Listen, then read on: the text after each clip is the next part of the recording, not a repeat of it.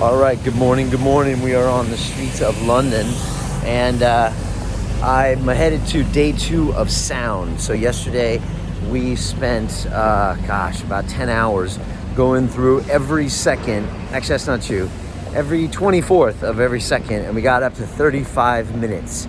Took us just under 10 hours, and now we've got another 50 minutes left of the film. So today we're going back to Sound Disposition here in Soho, and we're gonna power through the next 50 some odd minutes. Look, we've been working on this film for 18 months, and so now you wanna make sure the sound is exactly right. And it's gotta be everything you want it to be, which means it has to express all of the emotion that you want out of every scene. And most people don't realize how important audio is. I think some say it's like 50% of the experience, or maybe more.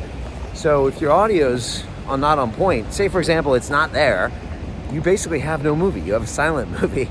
So it's all got to be on point. So we're working with these guys and just trying to make it happen. This can be very repetitious, sometimes frustrating, trying to get everything right. What happens is sometimes you record crappy sound, but you need it in the scene, and sometimes you have to make it work. Sometimes a piece of music can change everything.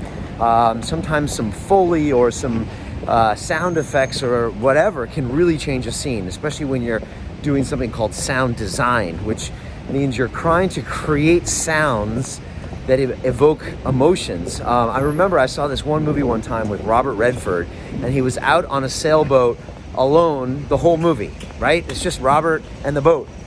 And there's all these sounds of storms and the boat, and later I found out that not a single sound was recorded on a boat. It was all made in post-production in a studio. So all the wind and all the boats and all the splashes and all the waves, none of it was recorded on set. So it just gives you a little bit about what you're hearing is not always what you think you're hearing, because it's designed to get you into an emotive state. And it's funny, when I watch my son Caden watch a movie like a Pixar movie, sometimes I'll see him and he's going to hide under the table while he's watching the movie, and I'm like, where are you going, Caden? And I understand why, because he hears the scary music coming in and he knows something bad's about to happen, so he goes to hide under the table. So we are all cued with music and emotions to know what's going to happen, like the bass comes in and is the bad guy. And so Caden already knows that at 3 years old. So what do you know? You know all of that stuff. So we're trying to use a lot of those same tools and build out this film to be all it can be. So there you go. The premiere is in 3 days. We're doing everything we can to make this the greatest movie we've ever made, and the greatest movie ever made is what we really want to do.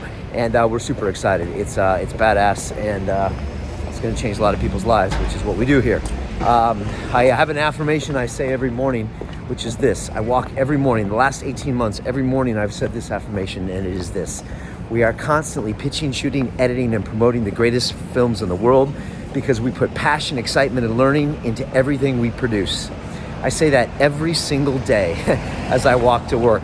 So, there's a power of positive affirmations, man. That's what we do, and it just makes me feel good to say it this morning, because we're living our talk. We're walking the walk and talking the talk, and I feel really proud of that. And that's exactly what this movie does. Has passion and learning and realness and everything in there. So I'm pumped. Anyways, all right, guys, I will talk to you on the other side. I'm jumping into the studio so I can do some work. Super excited to see you all at the premiere. There's going to be some amazing people there. It's going to be a great night.